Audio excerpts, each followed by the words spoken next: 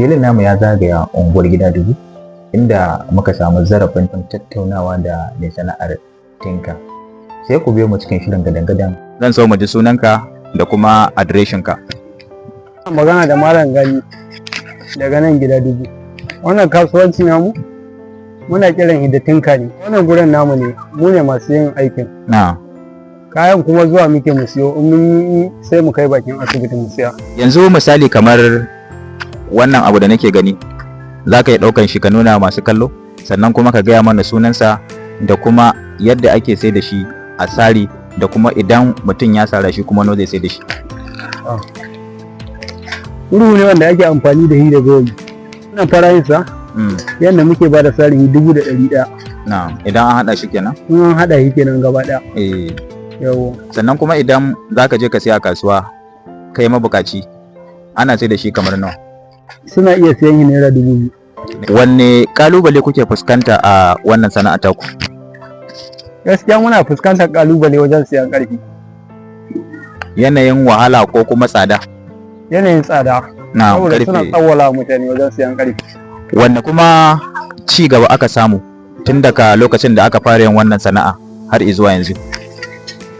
Ci gaban da aka samu, inda ana iya samu a biya kai bukata, shi ne irin ci gaban da aka samu. To, wani abu ne ba za ka manta ba tun lokacin da ka fara yin wannan kasuwanci naku na kira? Yawan ya manta da ubangida na ba, Na, wanda ya koya mu aiki. na. To, a wannan lokaci ana samun mutane wanda suke zuwa suke siyan kayanka, ina nufin kamar bashi, kuma daga baya su shiga muku kuɗin ku. Kuna fuskantar irin wannan kalubale? To, wannan dai gaskiya bashi ba ma ba da bashi. Na, Tunda in mun yi dare mu sari kawai muke bayarwa, in mun yi kawai kasuwa muke kaiwa. na. Mu siyar a ba mu kuɗaɗe mu je mu siya wani ƙarfa. Na, tun da yake ka ce kamar kamfani ne. To, bayan wannan murhu da ka nuna mana, akwai wasu abubuwa wanda kuke kerawa wanda za ka iya gaya wa mai kallo ko ma sauraro, domin su ji ko da mutum yana da bukatar shi nan gaba zai iya zuwa ya samu a wajen ku? Muna irin su abin turaren wuta, su faka, haka su bokiti, Na, su matsayi haka, irin su kasko. na. To, ya kamar kuma irin moli na su biredi, shi ba kwa taba irin su? To gaskiya gwangwamin biredi muna yi, amma sai mutum ya kira mu irin gidan biredi haka, Na. saboda yanayin rahin jari na siyan alminiyon. Muna zuwa mu ɗan yi irin gyare-gyare haka na gwangwani. Idan na zo kamar misali ina so za a man guda 5 ko guda 10, za a bani shi akan farashin sari ne tunda na zo kamfani, ko kuma za a yi min kuɗin goro ne in biya kamar yadda kowa yake zuwa yake siya? An ka zo siyan kamar guda 5 za mu baka shi akan farashin sari, Na. yadda muke ba 'yan kasuwa. Wane jan hankali za ka yi wa 'yan uwanka matasa ganin cewa su ma sun dawo sun kama sana'o'i na hannu?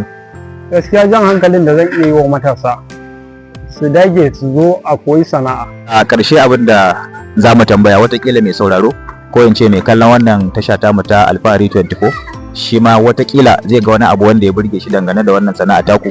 To, a nan muna so za ka faɗa mana number waya. 070 38 25 32 84. Wannan ita ce lambar wayar. To.